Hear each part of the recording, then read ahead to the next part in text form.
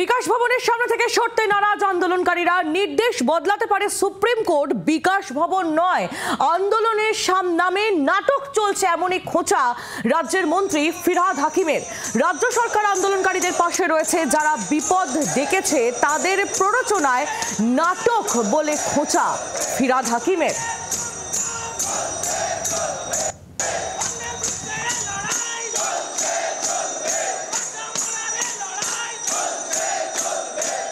Supreme কোর্টের যে বিচার যে ওনারা যেটা দিয়েছে সেটা একমাত্র বদলাতে পারে supreme court.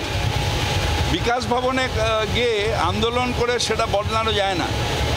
Verdict of supreme court can be change only in supreme court.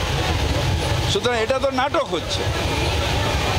আমরা সহানুভূতির সাথে দেখছি, যারা অনিশ্চয়তার মধ্যে গেছে নিশ্চিতভাবে তাদের পাশে আছে, কিন্তু যারা এদের সেটা করেছে, প্ররোচিত করেছে, তাদের এতে আবার পা দিয়ে তারা নাটক করছে। নাটক আমাদের জীবনের সাথে তো একটা নাটক ঘটে গেছে। দীর্ঘ 7 বছর ধরে চাকরি করেছি, রীতিমতো যোগ্যতার প্রমাণ দিয়েছি, তারপরে আজকে হঠাৎ করে শুনছি যে চাকরিটা নেই। এরকম পরিস্থিতিতে যদি আমাদের নেত্রীগণ বলে থাকেন যে আমরা নাটক করছি, তারা হয়তো এই সিচুয়েশনের মধ্যে দিয়ে কোনোদিনও যায়নি, তাদের যেতেও হবে না।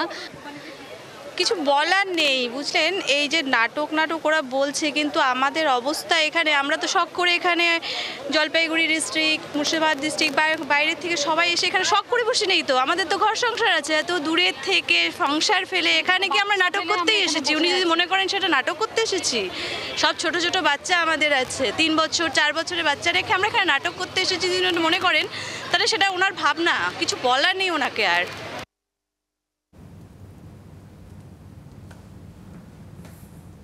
আন্দোলনের নামে নাটক চলছে বলেছেন ফিরহাদ হাকিম, এবং তারপর আন্দোলনকারীরা কি বলেছেন সেই বক্তব্য আপনাদের শোনালাম। স্বাভাবিকভাবে পুরমন্ত্রীর এই মন্তব্য নিয়ে বিতর্ক শুরু হয়েছে, আর এবার পাশে দাঁড়ালেন কুণাল ঘোষ। অপ্রিয় সত্যি কথা বলেছে মন্তব্য তৃণমূল কংগ্রেস নেতা কুণাল ঘোষের। সুপ্রিম কোর্টে লড়াই করছে রাজ্য সরকার, অশান্তি করার জন্য রাজনৈতিক ফায়দা তোলার চেষ্টা বলে তোপ দেখেছেন কুণাল ঘোষ।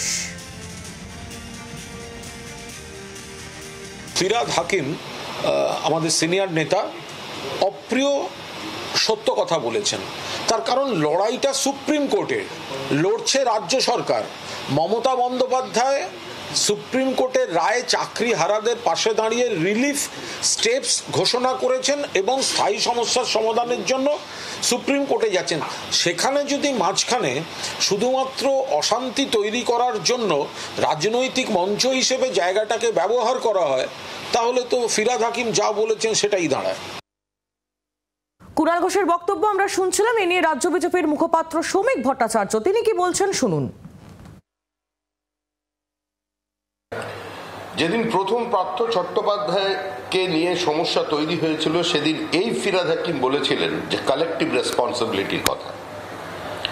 যদি কোনো ভুল হয়ে থাকে সেটা পার্থদার একার ভুল নয়, আমাদের সকলের ভুল।